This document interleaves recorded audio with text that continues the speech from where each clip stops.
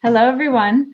On behalf of the Embassy of Switzerland in the United States, I want to welcome you to our February Swiss Film Club discussion.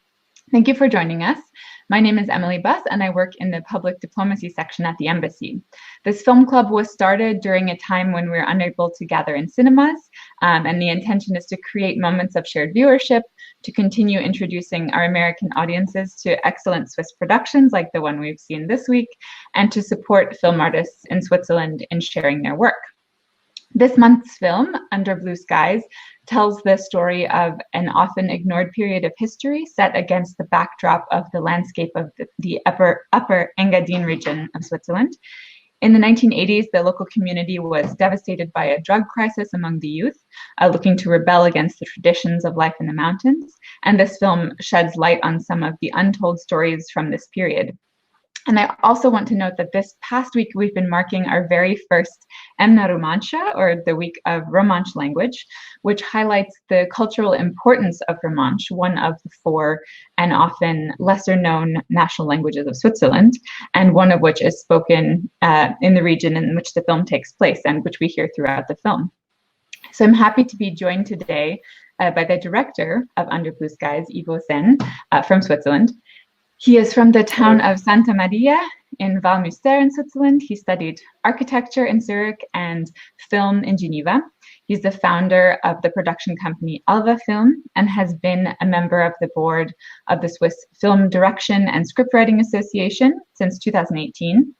He has received grants from the canton of Graubünden for his work, which has included a number of documentary as well as short films. And this film, Under Blue Skies, was shown at the Vision du Réel Documentary Festival last April and at the Solothurn Film Festival this past January. And we were so grateful to have the opportunity to screen it virtually here in Washington and then hopefully in the future in person. We're looking forward to hearing from viewers as well. So if you're watching on Crowdcast and you have questions, please enter them below. You can click the Ask a Question button at the bottom of your screen. And also, I'll be monitoring the chat, but we'd love to hear from you and we'll try to get to as many questions as we can. But Ivo, thank you so much for joining us today, and I'm looking forward to hearing your insights. So I'll go ahead and get started.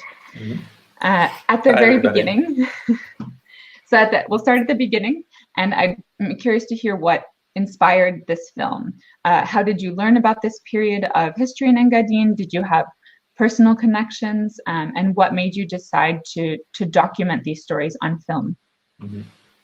Well, actually, it's actually my second long documentary on the subject of let's say drug abuse or drug-related death, or also I don't know about youth also searching for knowledge or searching for ways to escape with drugs. So the other film was called Zaunkönig in German, Notes on a Friendship.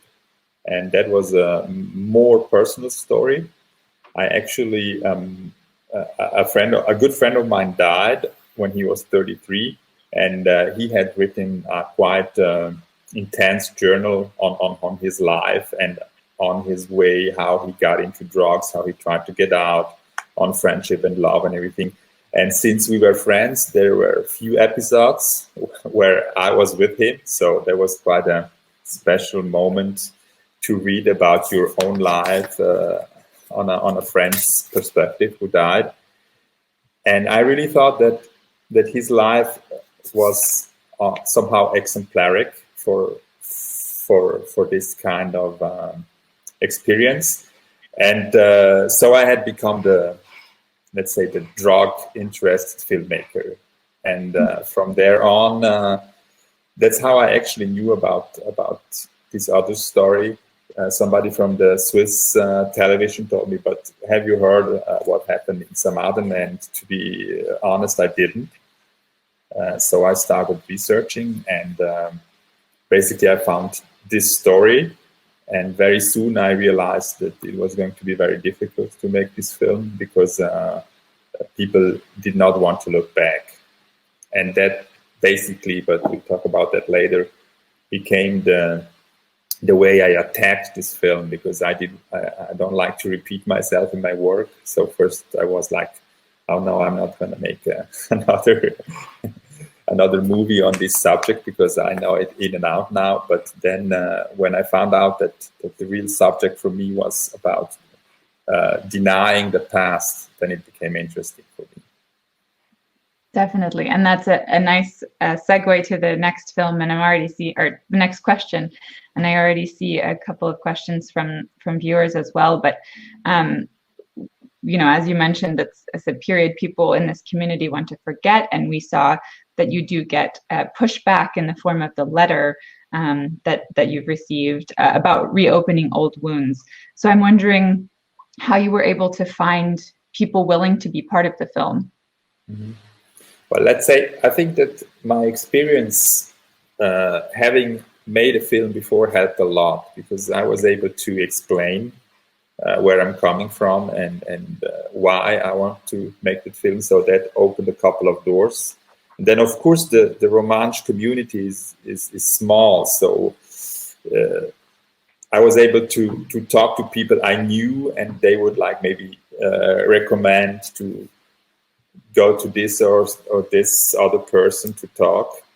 And so it was really a building of trust, a building of relationships, but it took me a lot of time, and there were quite a few moments in the process where it was getting very frustrating because of people like talking to me, but then they saying, yes, but I don't want my name in the movie, or I don't really want to talk about it. Or so it was really a long process, but actually, as I said before, that made it also interesting. But again, I mean, you cannot really make a documentary film on people not talking, so you still need those people who are prepared to talk, and fortunately I found a couple. And once I had a core of people, I had the feeling that it would be possible and I could build on that. And I'll actually go to some of the questions we have already because they're very relevant to this. Claude says, a very impressive movie. How did the local community in Engadine react to it? And did the movie change minds as people saw it?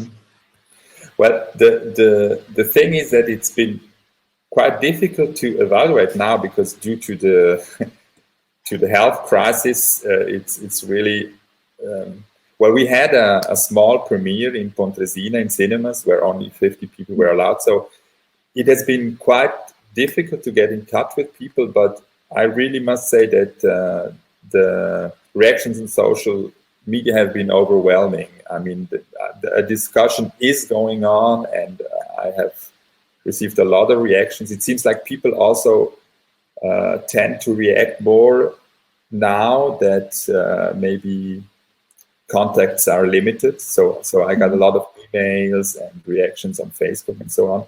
But of course, I'm really looking forward to continue this confrontation because I feel that maybe the ones that didn't want to talk or the one that would have something else to say did not really speak up yet.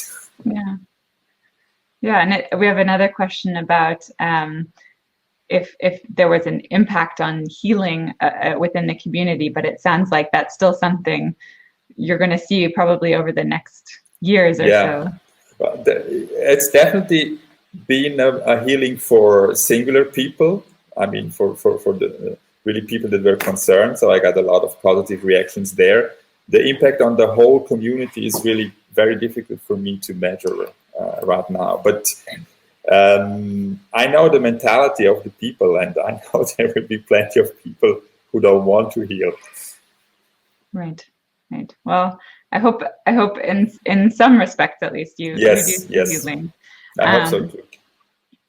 And I thought the structuring of the film around seeing the people you interviewed interacting with these very personal artifacts of their friends and loved ones was particularly powerful. And I'm wondering why you think it's important to tell these painful stories personally. Well, let's say that I realized how important, but doing the first film, I realized how important that was for for my friend's mother to be able to tell the story and to be able to tell people he was not just a junkie. He had other aspects of his life, and he was my son, and he was a friend, he was a lover. So I think all these kind of aspects sometimes tend to be forgotten, and people are like limited to their role as a drug abuser, so that was important to show the humans behind this tragedy. And I think it's really hard due to this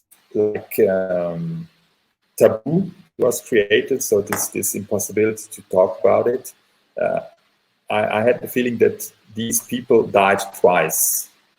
Like they died of drug abuse, and then they died because it was not possible to properly remember them. So that was one of my goals I wanted to achieve with this film, and something that pushed me to go this way and to do it. Yeah.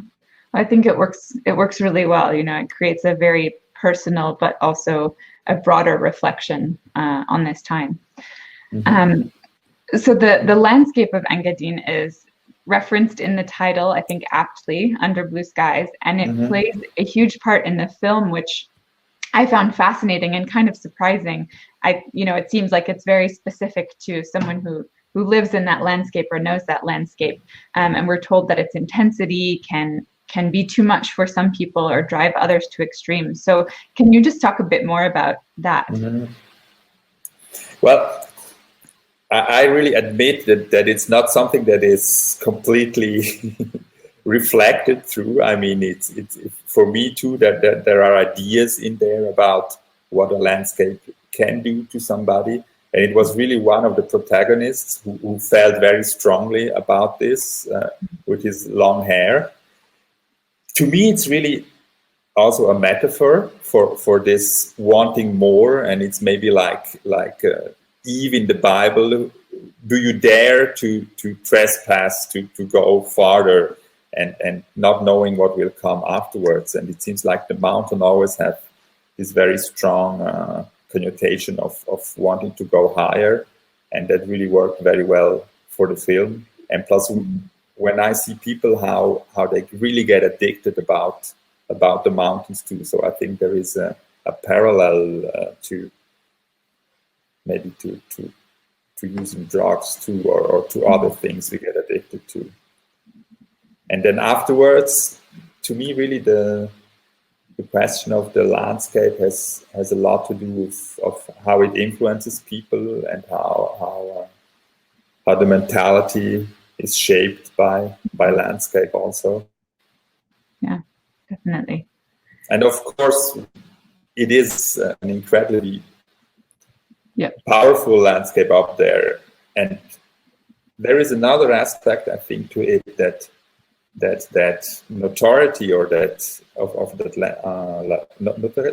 how do you say it, the famous, that this landscape is so famous and so many people are attracted to it that sometimes the locals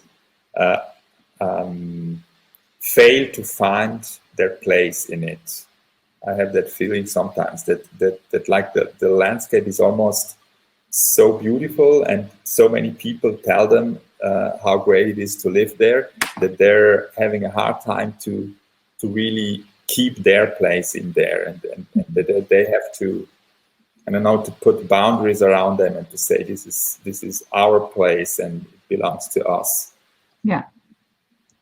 And of the people who lived through that period and were of that generation, I'm curious how many of them are still in Samedan, because it seems like some of the people you interviewed are returning specifically to participate. So, sort of escaping that landscape might be part of the forgetting for them. Yeah, I think there's different aspects in it. Of course, mountains have always been a place of emigration. I mean, through generations and generations, and that's why also that I love that song that is in the middle of the film so much, because it reflects so well this coming and going and the eternity of the landscape and how small finally people are in that landscape. Yes, of course, some came back for the film. That's a fact. A very interesting fact is that one of the persons after the film has decided to go back and live there now. She's been living in Zurich for 30 years, and the movie basically showed her that it is home to her, and now she's going back to live there, and she's looking for an apartment. But I think it's quite normal to leave, and to me, it was a surprise, actually, that in that generation, so many people stayed there.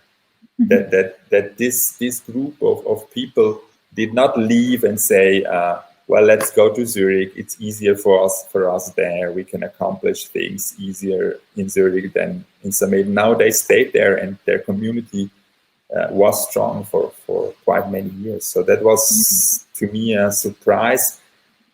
Also today, when we see that a lot of these villagers really struggle with brain drain and all this kind of problems.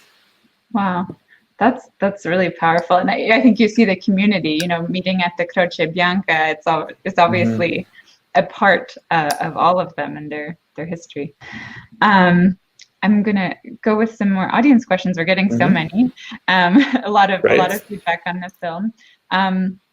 One question is about how the film makes clear that young people were dying of drugs, but the exact number is unclear, and how, were there many more deaths than the ones mentioned in the film? Sort of how pervasive was it? Well, I don't know. I've always, I never told a number because I didn't want to. It's so difficult. But actually, a journalist made basically up a number with which I can agree, and we talked about at least 20 deaths related to drugs. But of course, it's very difficult to say because people get sick, they die later on. So it's that's also why I really didn't want to get into that very specific statistics of it. Right. Because also I know there is families, to them, their children are not drug-related deaths, and so it was not to me to decide. Yeah, we're getting a few more comments that there's a powerful quote by one of the mothers saying that there was something more powerful than a mother's love, and it gave a strong feeling of understanding the problem more than just thinking they're junkies, etc. And someone else says that the night shoots of the snowy mountains and the lights of the cars on the freeway were stunning, and the music was great. So I think, all of this, bravo to you, all of this went together to really tell this powerful story. And so I want to broaden our discussion a bit now, since, as I mentioned, we are celebrating the first week of Romansh language, or Emne Romansha, and talk about Romansh filmmaking more generally. I'm wondering if you can talk about some of the influences for Romansh language filmmaking, perhaps the landscape, as you mentioned, or the storytelling traditions. What influences that?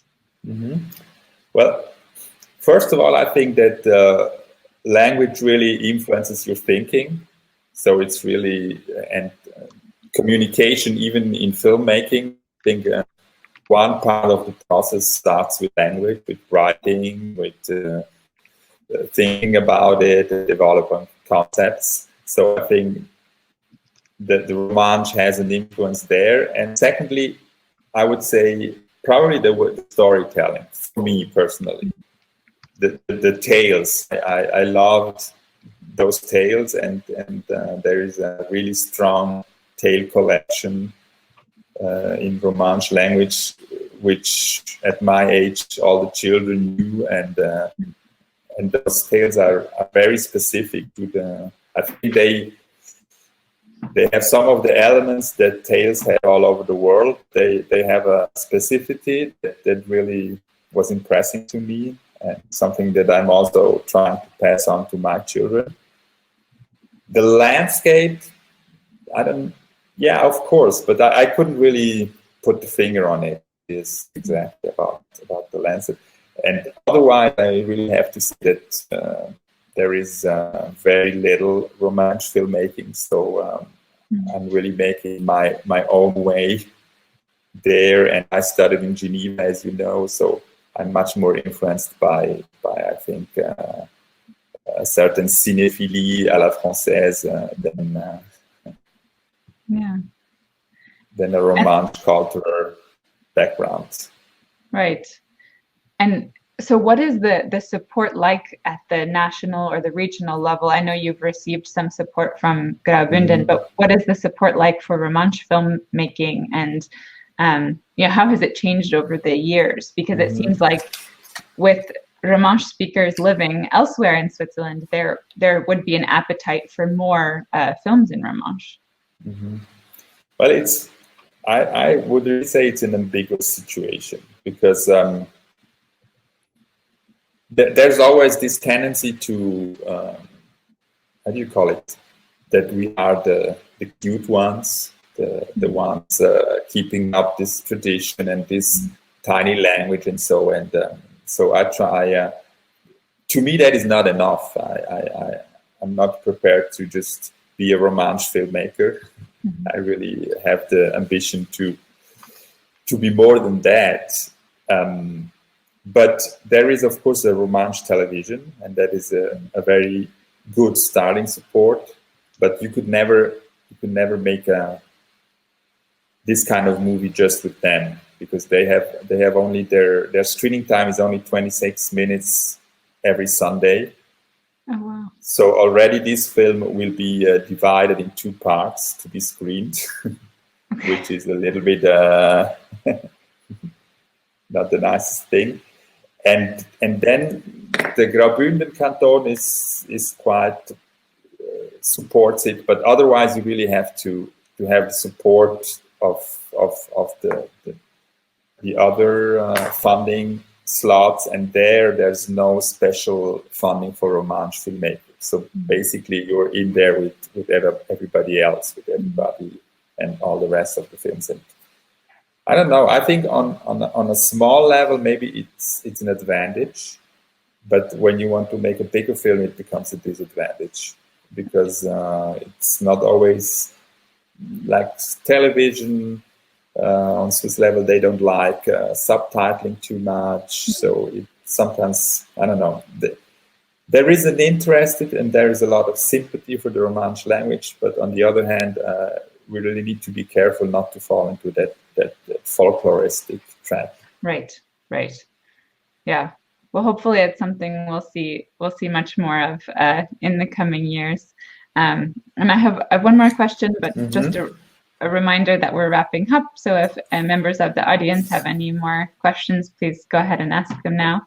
And my final question just for you is, I know this film pretty recently came out and you're still doing screenings, but what are you working on next, or what will we see from you next? Well, I'm really developing a project now that is very, very different from it. It's a collaboration with actually Misha Hedinger, who was the editor of this film. And we've been doing quite a lot of work together, but we never really made a film together. And it's really a film on, actually, there is a lot of discussion about insecurity in Europe.